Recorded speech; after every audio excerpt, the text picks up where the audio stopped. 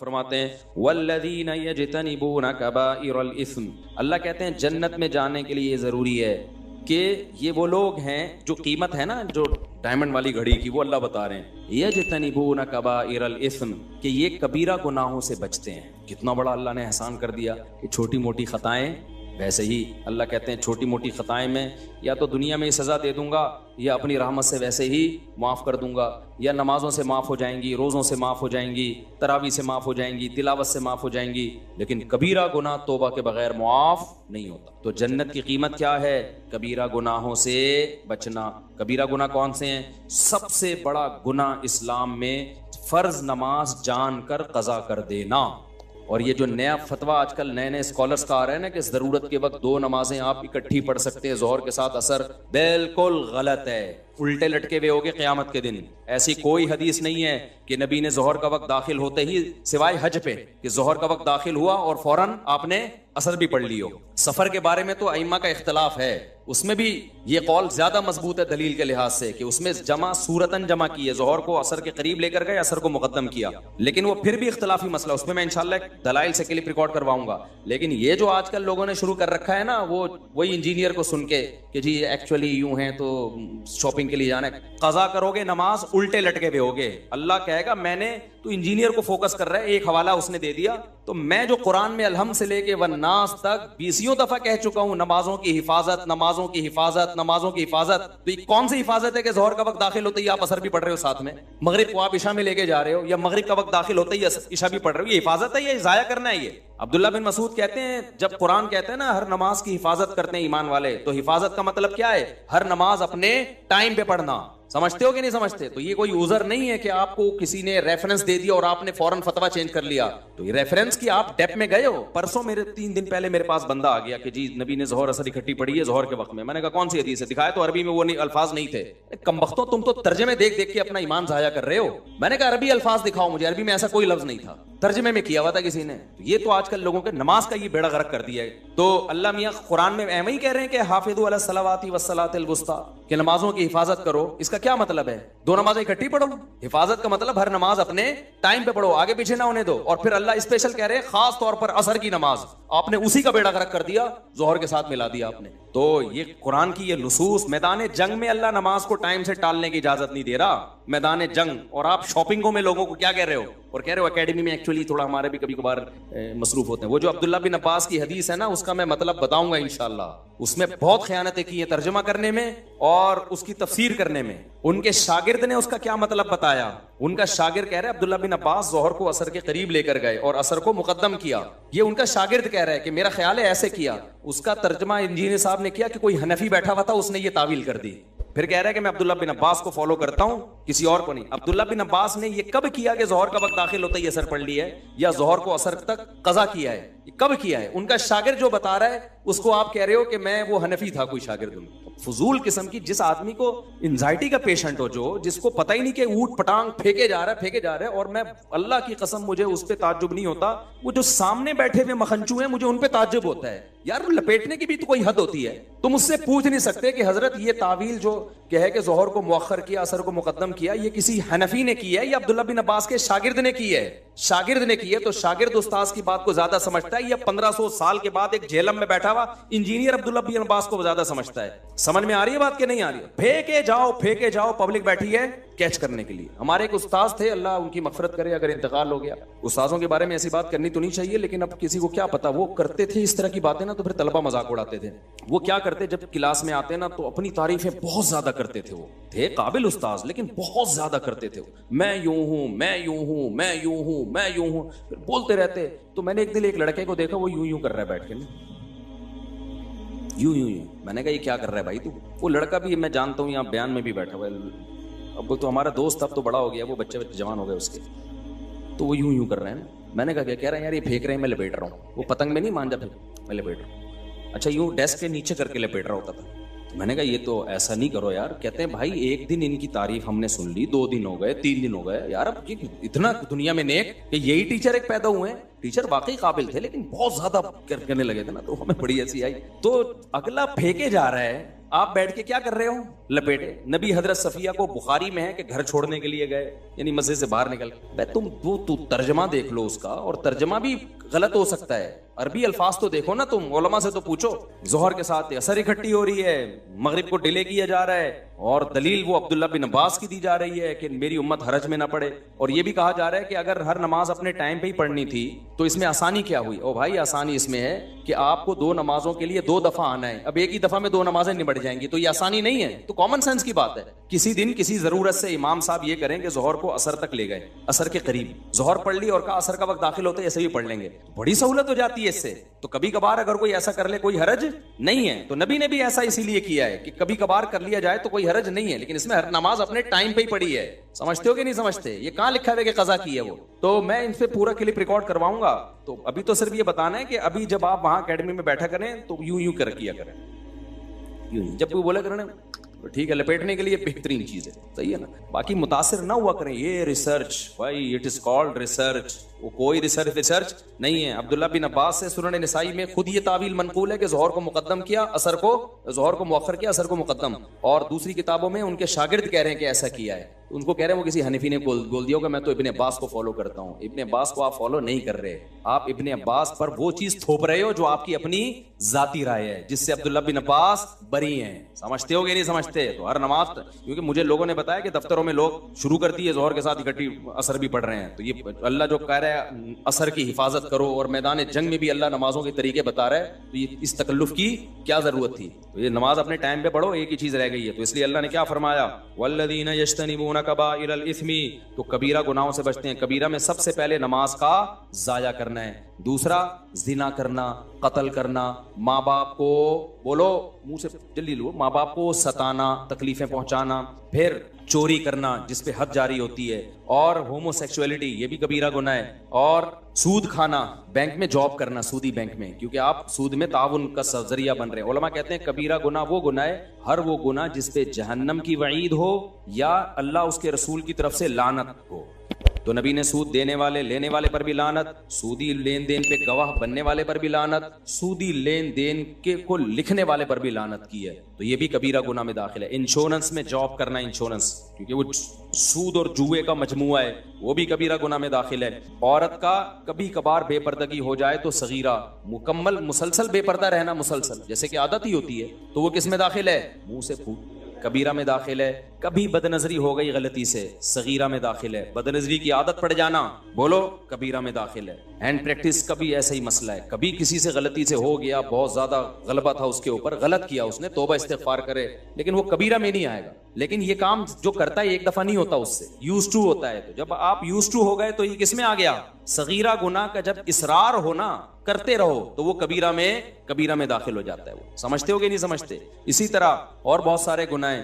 رشتہ داری توڑنا, 1 سال ہو گیا بہن سے بات نہیں ہو رہی, 1 سال ہو گیا سگے بھائی سے منہ بنایا ہوا ہے, پھپھو سے منہ بنایا ہوا ہے, خالہ, یہ جو محرم رشتے ہیں یہ ان سے صلہ رحمی فرض ہے. کبھی کبھار ہو جاتی ہیں اونچ نیچ, اتنے لمبے عرصے کے لیے قطع تعلق کر لیتے ہیں, تو یہ بھی کس میں داخل ہے؟ رشتہ داری توڑنا اسلام میں چھوٹا گناہ, بولو نہیں ہے. تو یہ موٹے موٹے گناہ ہیں. کبھی کبھار کسی کی ہلکی پھلکی غیبت ہو گئی, صغیرہ میں داخل ہے. غیبت کا تعلق اس سے ہے کہ غیبت کر کے اگلے کو ذلیل کتنا کر رہے ہو. تھوڑی سی انسلٹ ہوئی تو صغیرہ, بڑی انسلٹ ہوئی تو کبیرہ. سمجھ رہے ہو؟ اس کی مثال ایسے ہے, ایک آدمی نے کہیں ہلکا سا چھوٹا سا کوئی جرم کر لیا, معمولی سا, آپ نے دیکھ لیا اس کو, آپ نے لوگوں کو بتا دیا, اللہ نے اس پہ پردہ ڈالا ہوا تھا, آپ نے بتا دیا کہ یہ جو ہے نا گھنٹی بجا کے بھاگ رہا تھا, ایک مثال دے رہا ہوں. تو اس سے کوئی زیادہ ذلیل نہیں ہو جائے گا سوسائٹی میں, تو یہ غیبت بھی صغیرہ کہلائے گی. لیکن آپ نے اس کو زنا کرتے ہوئے دیکھ لیا یا کوئی اور جرم کرتے ہوئے, اللہ نے اس کے گناہ پہ کیا ڈالا ہے؟ پردہ. تو اسلام بھی کہتا ہے کیا ڈالو, اس کو سمجھاؤ جا کے, آپ دنیا میں کیوں ذلیل کر رہے ہو؟ آپ نے جا کے فوراً لوگوں کو بتا دیا یہ کر رہا ہے. یہ جتنا بڑا جرم زنا ہے نا, اس سے بڑا جرم آپ نے کر لیا, اور اب اپنے ذلیل ہونے کے لیے تیار ہو جاؤ. سمجھ رہے ہو؟ حدیث میں آتا ہے کہ جو کسی کی مصیبت پہ خوش ہوتا ہے نا, اس کا خطرہ ہے کہ اللہ اس کو اس عذاب میں ڈال دے. یہ مصیبت ہی ہے نا, زنا کر لیا اس نے. آج میڈیا پہ کیسے چیزیں وائرل کرتے ہیں, خفیہ ویڈیو لیک ہو گئی, ہوٹل کی ویڈیو لیک ہو گئی, فلانے کی خفیہ ویڈیو لیک ہو گئی, کمال کی بات ہے لیک ہونے والے کو کوئی برا نہیں کہہ رہا, لیک کرنے والے کو کوئی برا نہیں کہہ رہا ہوتا. کیا دنیا میں سارے ایسے ہیں کہ وہ ان کا کبھی کوئی چھپ کے کوئی گناہ ہی نہیں کیا انہوں نے؟ اگر اللہ سب کو ایکسپوز کر دے.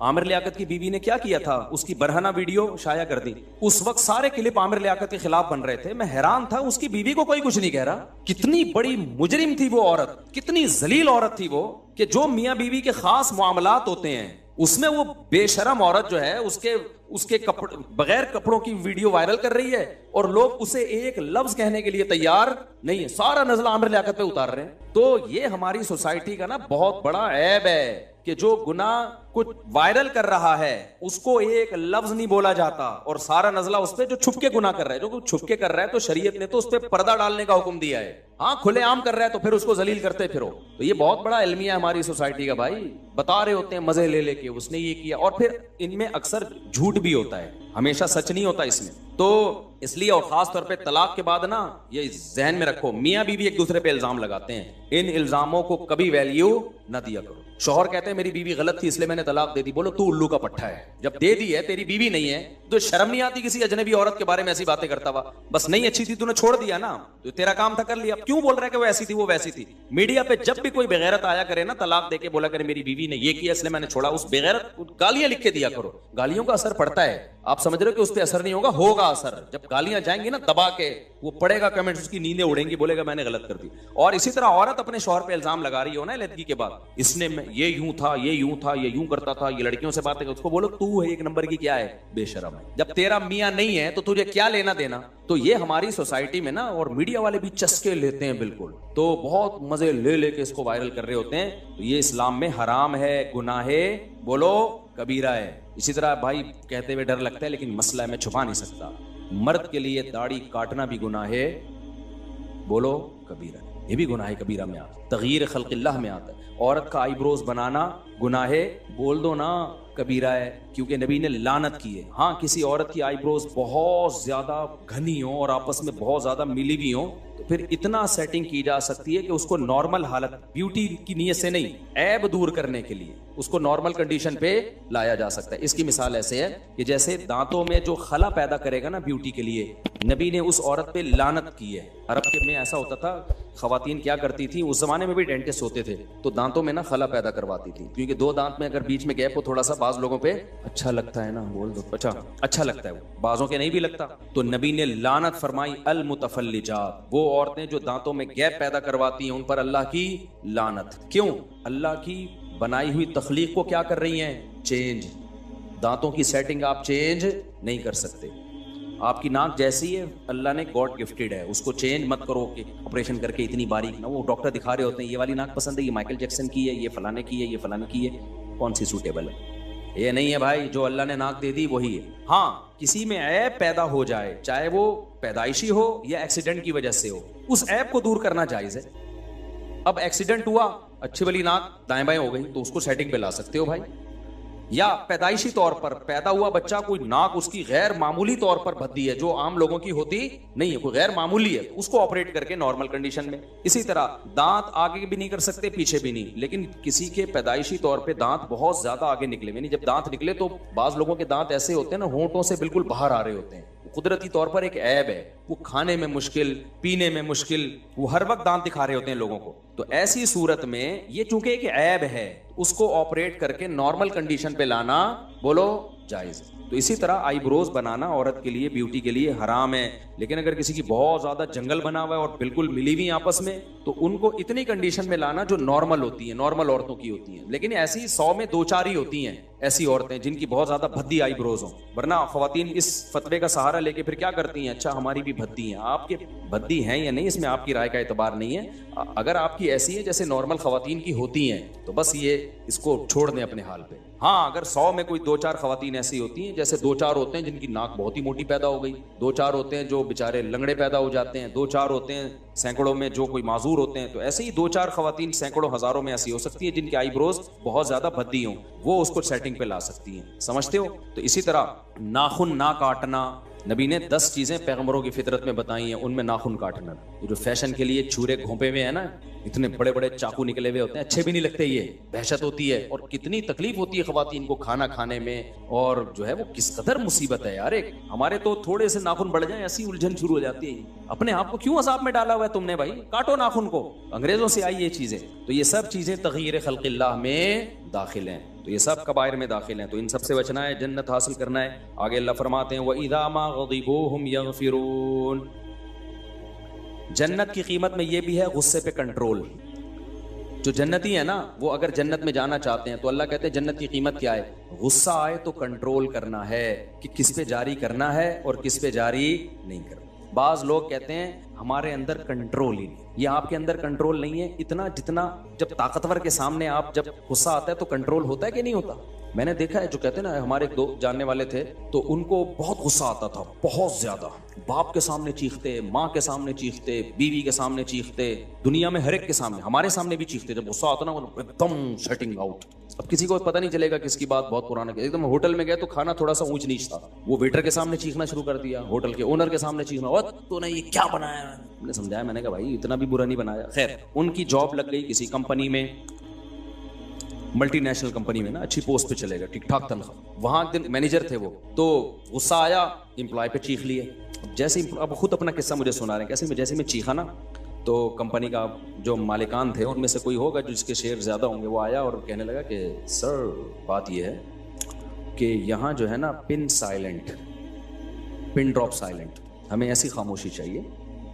یہ پہلی اور آخری دفعہ آپ چیخیں, یہ کمپنی ہے, یہاں کا ایک وقار ہے, آپ کو ملازم کو کچھ کہنا ہے تمیز سے, چیخنے چلانے کی یہاں وہ انہی کی پوری بات, یہاں چیخنے کی اجازت نہیں. پن ڈراپ سائلنٹ, ورنہ آپ کو ہم فوری طور پر کمپنی سے چلتا کر دیں. وہ دن اور اس کے بعد کئی سال گزر گئے, وہ کہتے تھے میں کبھی بھی چیخا نہیں. ظاہر لاکھوں روپے کی تنخواہ دی جا رہی تھی. تو مجھے اس سے بڑی عبرت ہوئی. میں نے کہا دیکھو, اللہ میاں کہتے ہیں باپ کے سامنے مت چیخو, ہم کہتے ہیں اللہ نے بڑا مشکل حکم دے دیا. اللہ میاں کہتے ہیں ماں کے سامنے مت چیخو, ہم کہتے ہیں بڑا مشکل ہے, لیکن سب چیخ رہے ہوتے ہیں. فوج میں نہیں دیکھا ہوگا کوئی فوجی اپنے آفیسر کے سامنے چیخا ہو, پولیس میں نہیں دیکھا ہوگا کوئی پولیس والا اپنے آفیسر کے سامنے, اور اگر چیختا ہے تو پھر سزا بھی ملتی ہے ٹائٹ والی. اس کو ایسے معاف نہیں کر دیا جاتا کہ ایکچولی تم کچھ بلڈ پریشر کے مریض ہو تو کوئی بات نہیں, پہلے بی پی لو کرو پھر آنا ہمارے پاس. تو اس لیے میرے بھائی اللہ میاں نے کہہ دیا جنت کی قیمت چاہیے تو غصے پہ کنٹرول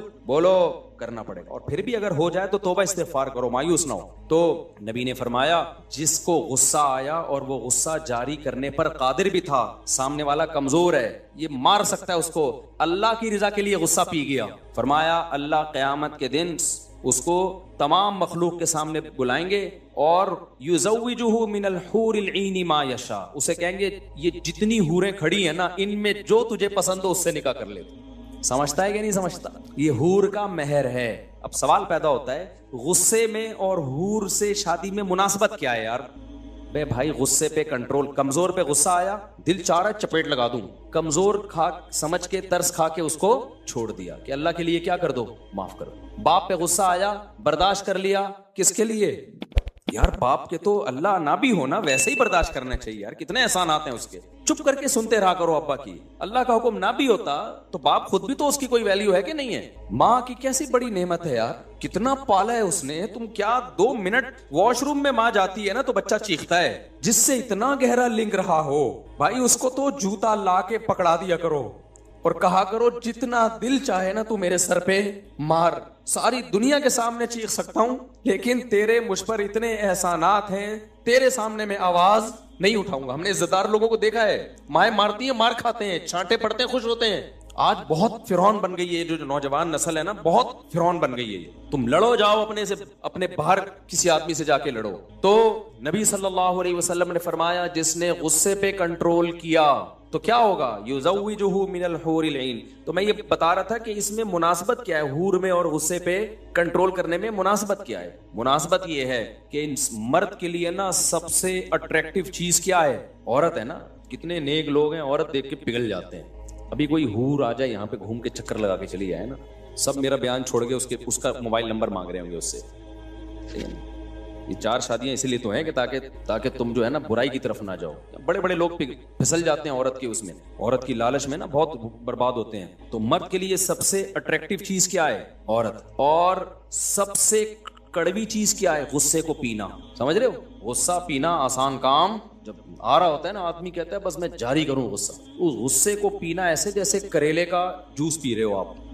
تو اللہ کہتے ہیں جتنا کڑوا گھونٹ تو نے پیا ہے نا تو تجھے اتنا ہی وہ چیز دوں گا جس کو تو اپنے لیے سب سے زیادہ میٹھا سمجھتا ہے. اب سیکولر لبرل لوگ تو مذاق اڑاتے ہیں، دیکھو یہ حوروں کی لالچ دے کے قرآن یہ کرتا ہے، قرآن وہ کرتا ہے. حالانکہ سب سے زیادہ ٹھرکی کون ہوتے ہیں دنیا میں؟ یہ سیکولر لوگ ہوتے ہیں. مذہبی آدمی تو آخرت کی لالچ میں دنیا میں اپنی خواہشات کو کنٹرول کر لیتا ہے، لیکن ان کے کنٹرولنگ بالکل ان کے قابو میں نہیں ہے. ان کو نائٹ کلب میں ہر دوسرے دن کوئی نئی عورت چاہیے. ان کو اللہ جنت کے فضائل بھی سناتا ہے نا تو بھی یہ اتنے ٹھرکی ہوتے ہیں، اتنے شہوت پرست ہوتے ہیں کہ نہ یہ اللہ کو مانتے ہیں نہ اللہ کے رسول کو. کیوں انکار کرتے ہیں؟ تاکہ ان کی یہ ٹھرک پوری ہوا کرے. تو ٹھرکی وہ نہیں ہے جو حور کو چاہتا ہے، ٹھرکی وہ ہے جو حوروں سے بھی محروم ہو جاتا ہے اپنی ٹھرک کے چکر میں. اس کی مثال ایسے، آپ کو بھوک لگ رہی ہے، آپ کے سامنے مسور کی دال آ گئی، آپ کی ماں کہہ رہی ہے بیٹا 15 منٹ ٹھہر جا، قورمہ تیار ہو رہا ہے. 15 منٹ ٹھہر جا، کیا تیار ہو رہا ہے؟ قورمہ. آپ سے 15 منٹ صبر نہیں ہوا، آپ نے مسور کی دال کھا لی. اور جو بچہ 15 منٹ ٹھہرا ہوا تھا آپ اس کو کہہ رہے ٹھرکی،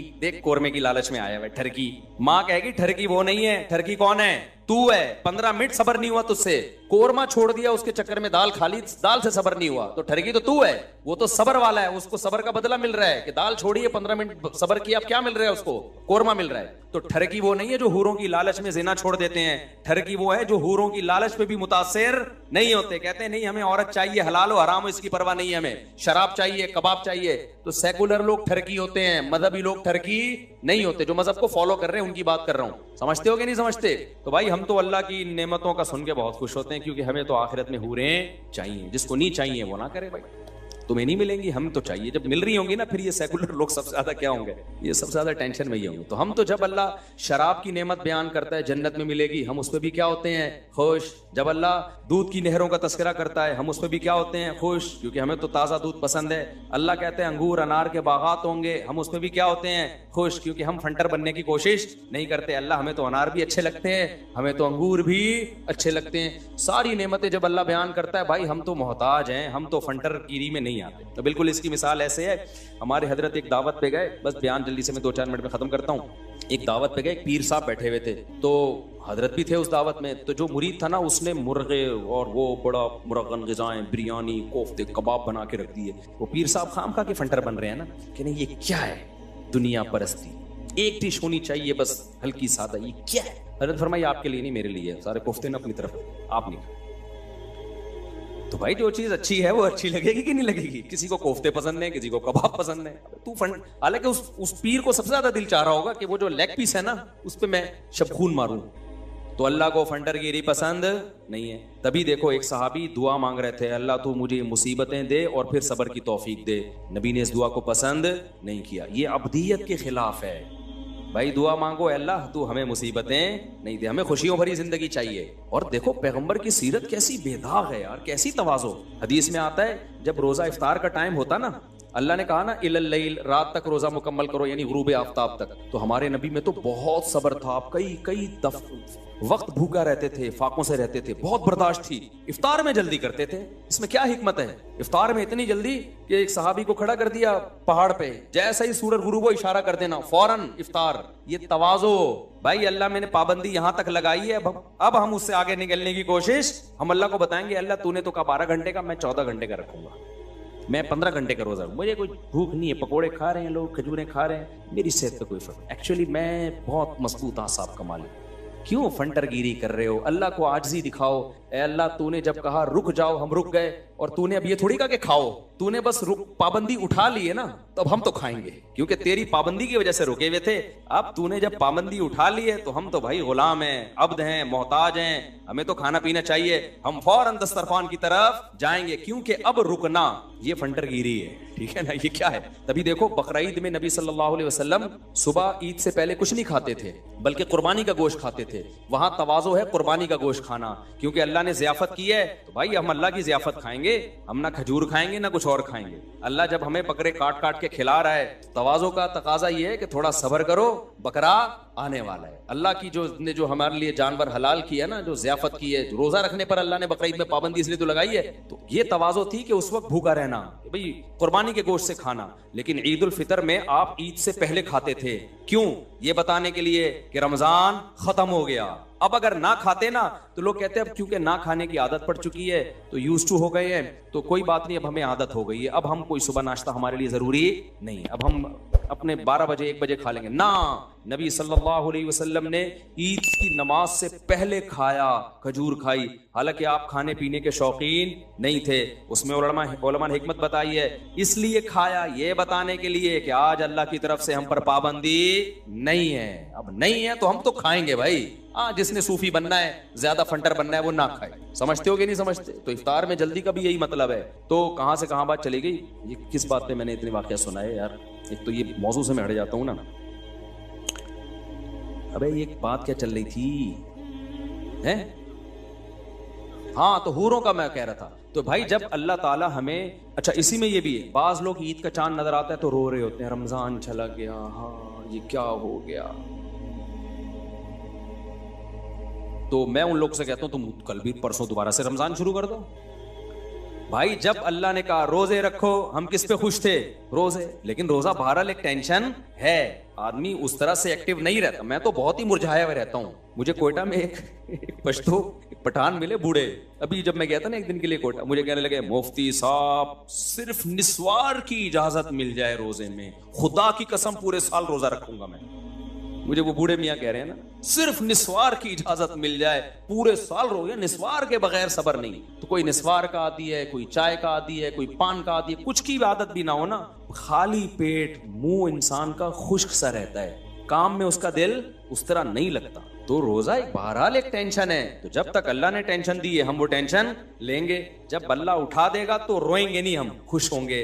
اے اللہ تیرا فضل ہوا, تو نے ہم سے پراٹھا بھی چھین لیا تھا 1 مہینے کے لیے, تو نے ہم سے دوپہر کا کھانا بھی لے لیا, چائے گٹکے پان سب چیزیں تو نے ہم سے لے لی. تیرا حکم تھا, ہم تو اس کو فالو کر رہے ہیں, لیکن ہم بندے ہیں, ہم تیری نعمتوں پہ خوش ہوتے ہیں. اب جب تو نے چاند دکھا دیا, چاہے صحیح دکھایا غلط دکھایا, کیونکہ پاکستان میں یہ مسئلہ بھی ہوتا نہیں ہے, بعض دفعہ ہو بھی جاتا ہے, تو اعلان ہو جاتا ہے. اب وہ تو ہلال کمیٹی کی ذمہ داری ہے نا. لیکن اے اللہ جب حکومت نے کہہ دیا کہ کل عید ہے, تو تیرا بھی حکم ہے, حکومت کے فیصلے کو مانو. تو تیرے وجہ سے اب ہم کیا منائیں گے کل؟ عید. تو ہم روئیں گے نہیں, ہم کیا ہوں گے؟ خوش ہوں. حکیم اختر صاحب رحمہ اللہ فرمایا کرتے تھے, جب چاند نظر آیا کرے نا, اعتکاف والے خوشی خوشی گھر جایا کریں, خوشی خوشی گھر جایا کریں. تو عید کو عید ہی منانا ہے, رمضان کو رمضان ہی منانا ہے. کتنی ٹینشن ہوتی ہے رمضان میں یار, بہرحال ہوتی ہے, لیکن وہ اس کی برکتیں بھی حاصل ہوتی ہیں, ایسا نہیں ہے. اس برکت کی وجہ سے کسی کو آنسو نکل جائیں تو کوئی حرج بھی نہیں ہے, منائے تو نہیں نا. غم ہونا ایک الگ چیز ہے, غم کا منانا. دیکھو عید کے دن کسی کو غم ہو گیا, کوئی غم کی خبر پہنچی, نیچرلی آنسو نکل رہے ہیں, گناہ نہیں ہے. غم منا رہا ہے عید کے دن, یہ برا ہے کہ نہیں ہے؟ خوشی کا دن ہے بھائی, آپ غم کیوں منا رہے ہو؟ منانا الگ چیز ہے, ہونا الگ چیز ہے. تو ہو رہا ہو تو ایک الگ بات ہے. تو خیر جلدی سے میں یاد کو مکمل کرتا ہوں. تو اس لیے میں کہہ رہا تھا جنت کی نعمتوں پہ خوش ہوا کرو. تو سیکولر لبرل بولتے ہیں یہ دیکھو مولویوں نے جنت کے چکر میں ڈالا ہوا ان لوگوں کو, اور جنت کی حوریں ووریں اور شہد کی نہریں اور دودھ کی نہریں, اس چکر میں یہ تہجد پڑھ رہے ہیں. بھائی ہم تو پڑھ رہے ہیں اس تک سے, اگر ہم پڑھ رہے ہیں تو اسی چکر میں پڑھ رہے ہیں, صحیح ہے نا. آپ کو تھوڑے سے کہیں سے پیسے مل رہے ہوں تو آپ پوری رات اسٹڈی کر کے اپنی نیندیں خراب کرتے ہو. تو ہمیں تو پوری جنت مل رہی ہے بھائی, تو کیوں نہیں نیند 2-4 رکعتیں اللہ کے سامنے کیوں نہیں پڑھیں؟ کیوں اللہ کے سامنے اٹھ کے دعائیں نہ مانگیں؟ تم بحریہ ٹاؤن کے چکر میں کیا کیا کر لیتے ہو, ہم اس جنت کے چکر میں کچھ نہ کریں. تو ہم تمہاری طرح بیوقوف تھوڑی ہیں, صحیح ہے. تو بھائی ہمیں تو جنت کی نعمت, ہمارے نبی کی سنت ہے یہ, جب جہنم کی آیتیں آتی خوف زدہ ہوتے, جنت کی آیتیں آتی خوش ہوتے آپ صلی اللہ علیہ وسلم. تو اس لیے ہمیں جب دودھ کی نہروں کا ہم تذکرہ سنتے ہیں بہت بولو خوش, اور جب ہم شہد کی نہروں کا تذکرہ سنتے ہیں بہت خوش ہوتے ہیں. جب ہم جنت میں قطوفھا دانیہ کے گھنے باغات ہوں گے یہ تذکرہ سنتے ہیں بہت خوش ہوتے ہیں. ہم سوئٹزرلینڈ کو بھول جاتے ہیں کہ بھائی جب سوئٹزرلینڈ ایسا تو جنت کیسی ہوگی. اور جب حوروں کا تذکرہ سنتے ہیں تو بہت نہیں بہت زیادہ خوش ہو, کیونکہ ہم آدمی ہیں, ٹھیک ہے نا. اللہ کا بڑا فضل ہے. ہاں جو دلہنوں کو میک اپ کرنے والے لوگ ہیں, آج کل دلہنوں کو بھی مرد میک اپ کر رہے ہیں, بیوٹی پارلر کھولے میں, وہ مرد دلہنوں کو میک اپ. آج فجر میں یہ بات ہو رہی تھی تو وہ کوئی بتا رہا تھا ایک بندے نے بیوٹی پارلر کھولا دلہنوں کو تیار کرتا ہے. تو میں نے کہا اس کو فتنے کا خطرہ نہیں, اس نے کہا وہ چھکے ہو چکے ہوتے ہیں بیچارے, حقیقت ہے یہ، جو عورتوں میں گھسا رہے گا نا سارا دن، اس میں زنانہ پن پیدا ہو، تو وہ جب حوروں کا تذکرہ سنتے ہیں تو وہ بالکل بھی خوش نہیں ہوتے. وہ کہتے ہیں خربوزہ کھلا دو ہمیں جنت میں، آم کھلا دو، انار کھلا دو، یہ حورے نہیں. تو یہ حورے اللہ نے ہم میرے اور اللہ کرے جنت میں چلے جائیں، ایسا نہ ہو کہ وہاں کوئی اور ہی پروگرام چل رہا ہو.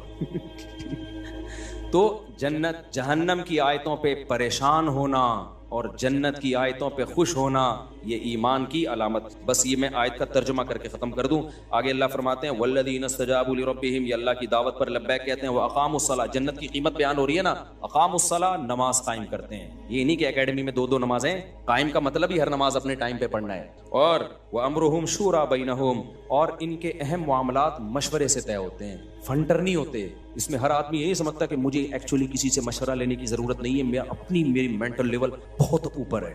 جو اپنے آپ کو سمجھتا ہے میں بہت بڑا کوئی شخصیت ہوں، بہت ہی ذہین ہوں، مشورہ وہی نہیں لے گا نا بھائی. مشورہ وہ نہیں لیتا جو سمجھتا ہے مجھے جو اللہ نے دماغ دیا ہے پلانٹ ارتھ پہ وہ کسی کو دماغ نہیں دیا ہے. لیکن جو ان میں تواضع ہوتی ہے وہ کہتے ہیں بھائی ہو سکتا ہے یہ کوئی ایسی بات کر لے جو میرے ذہن میں نہ آئی ہو. اس لیے اللہ کہتے ہیں، کیونکہ اللہ مسلمانوں کو دنیا میں بھی کامیاب دیکھنا چاہتے ہیں، اس لیے اللہ نے کہا کہ امرہم شورا بینہم، ان کے اہم معاملات کیسے طے ہوتے ہیں؟ مشوروں سے. اور وَمِمَّا رَزَقْنَاهُمْ يُنْفِقُونَ، اور کنجوس نہیں ہوتے. جو رزق ہم نے ان کو دیا ہے اس میں سے غربا، مساکین، مدارس، اس پہ خرچ کرتے رہتے ہیں. کرتے نہیں ہیں، کرتے رہتے ہیں، کنجوس نہیں ہے، صدقات و خیرات کرتے ہیں. اور بھی اللہ نے آگے اس میں کچھ صفات بیان کی ہیں، لیکن یہ بہت امپورٹنٹ تھی اس لیے میں نے بیان کر دیا، وقت بھی ہو گیا. اللہ تعالیٰ سے دعا ہے کہ جنتیوں کی یہ تمام علامتیں اللہ ہم میں پیدا کر دے، اور ہمیں اللہ جہنم کی آگ سے بچائے، اور ہمیں جنت الفردوس کا وارث بنا. کتنا مزہ ہوگا جنت کے باغوں میں گھومیں،